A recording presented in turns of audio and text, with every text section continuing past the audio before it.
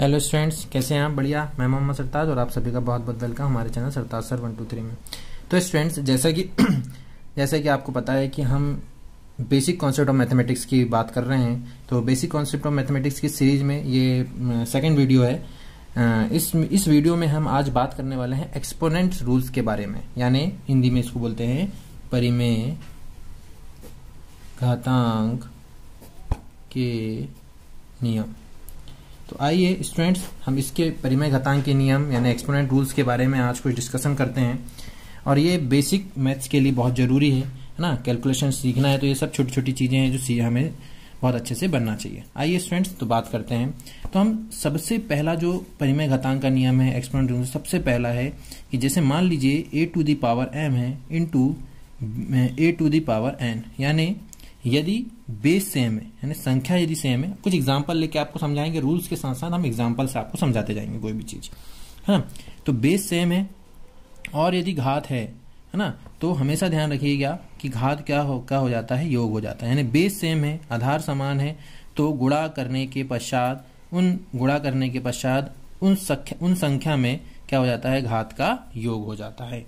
यानी base same है तो मल्टीप्लिकेशन के दौरान जो उसकी पावर होती है वो ऐड हो जाती है। चलिए एग्जांपल से कुछ समझ लेते हैं, एक रूल्स को पढ़ते जाएंगे और कुछ एग्जांपल से समझते जाएंगे। जैसे एग्जांपल के लिए मान लेते हैं, यहाँ लिखा है 2⁴ इंटू 2⁴ मान लेते हैं 3।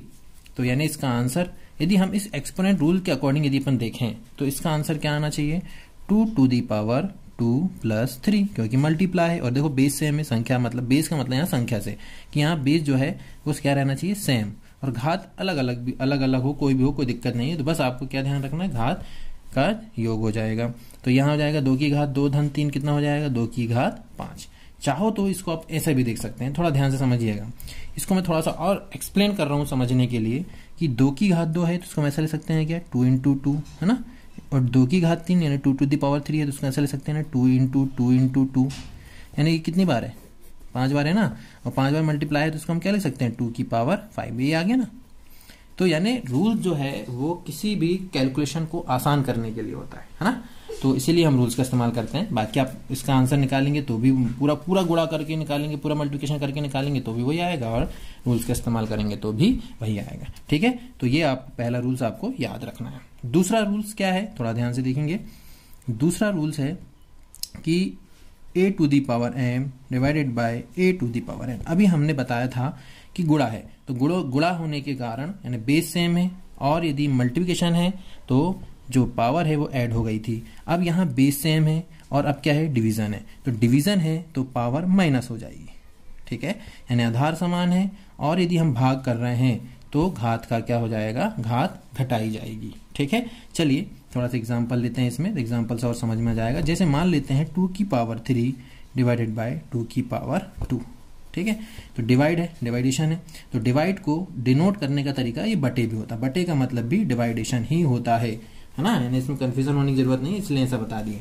तो इसका मतलब है कि यहाँ पर हो जाएगा डिवाइडेशन है, तो मैंने बताया कि m - n यानी अंश, मतलब जो पहले है उसमें से दूसरी वाली पावर को माइनस कर दीजिए। तो ये हो जाएगा 3 - 2, मतलब कितना आ गया, 2⁵3 - 2 कितना हो गया, 1। और पावर 1 को लिखा नहीं जाता, इसलिए इसका आंसर क्या जाएगा, 2। बात समझ में आ रही है।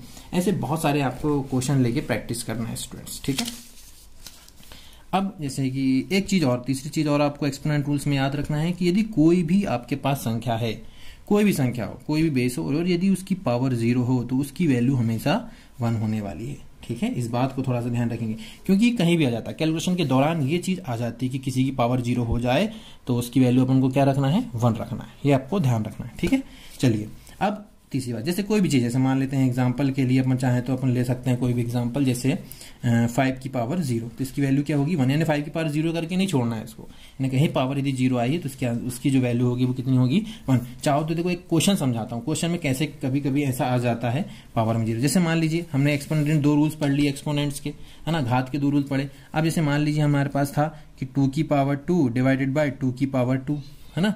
तो क्या हो जाएगा, 2⁵2 - 2, तो 2 की पावर क्या हो गया, 0। और 2 की पावर 0 तो उसकी वैल्यू क्या आएगी, 1। या ना कि यहाँ पर, यानी हम आंसर यहाँ नहीं छोड़ेंगे। ठीक है, हमको आंसर ये लिखना पड़ेगा। बात समझ में आ रही है। यानी जब भी किसी भी संख्या की पावर जब भी किसी संख्या की घात 0 हो जाए तो उसका आंसर हमेशा क्या होने वाला है, 1 होने वाला है। ठीक है, समझ में आई बात। चलिए अब चौथा जो रूल्स है उस पर बात कर लेते हैं थोड़ा सा।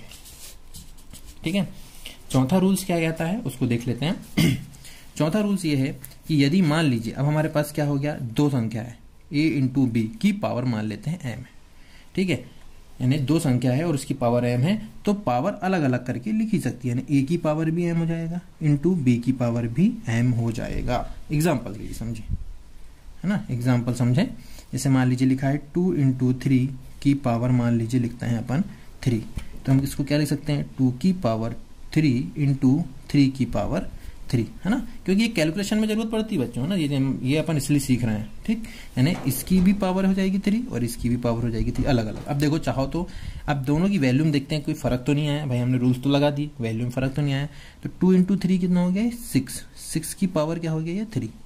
ठीक है, यहाँ 2 की पावर 3, तो इसका हम ऐसा लिख सकते हैं 2 into 2 into 2, 3 into 3 into 3 into 3।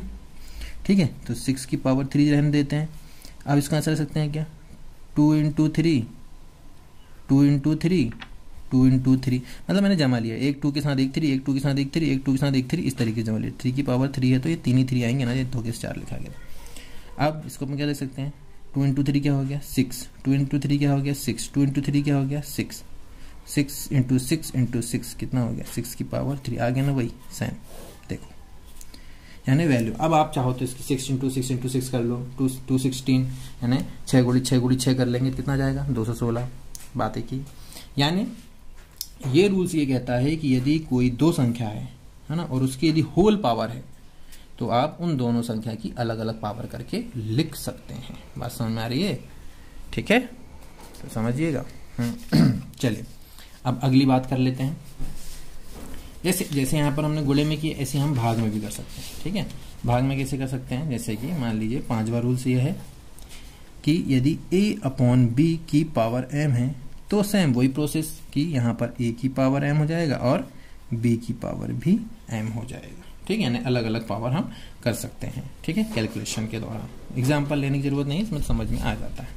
ठीक है, और आप ऐसे बहुत सारे क्वेश्चन लेके अपन सॉल्व कर सकते हैं। अब मैं एक क्वेश्चन और बताता हूँ आपको, ताकि कैलकुलेशन मतलब इस क्वेश्चन, अब आपको क्या करना है, पहली चीज तो ये है कि मैं 1-2 क्वेश्चन बता जरूर रहा हूँ, लेकिन आपको कोशिश करनी है कि आप कम से कम 15 से 20 क्वेश्चन इसकी प्रैक्टिस जरूर करें, तभी आपको ये अच्छे से बन पाएगी चीजें, है ना। जैसे कि मान लीजिए अब लिखा है 2 की पावर 3 इंटू 2 की पावर 4 इंटू 2 की पावर 5।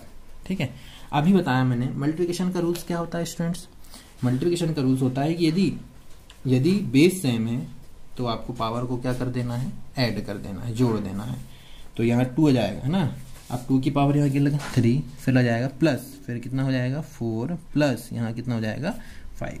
अब 2 की पावर 4 प्लस 3 हो गया 7, 7 प्लस 5 हो जाएगा 12, यानी 2 की पावर क्या जाएगा इसका 12, तो इसका आंसर क्या जाएगा 2 की पावर 12। ठीक है, तो इस तरीके से बहुत सारे सवाल आप कर सकते हैं। तो आपका काम है कि आप 15 से 20 सवाल को कीजिए इस तरीके की पावर को लेके, है ना। आप कोई बुक से ले कर सकते हैं, कहीं से भी आप सवाल ले सकते हैं, है ना। बहुत सारे सवाल आप 15 से 20 प्रैक्टिस कीजिए। इस तरीके के एक्सपोनेंट रूल्स आपको बनने चाहिए ताकि आप कैलकुलेशन करें तो आपको ये सब चीजें बने। ठीक है, तो इस चीज का आप थोड़ा सा ध्यान रखेंगे। तो उम्मीद करता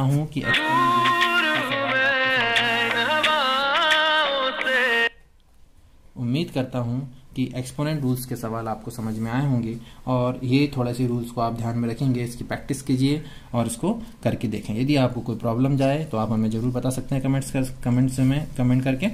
और बस हम यही कहेंगे लास्ट में कि यदि आपको हमारा वीडियो अच्छा लगे तो वीडियो को लाइक करें, चैनल को सब्सक्राइब करें, और हमारे साथ जुड़ने के लिए सब्सक्राइब के साथ साथ बेल आइकन जरूर दबाएं। धन्यवाद, थैंक यू स्टूडेंट्स।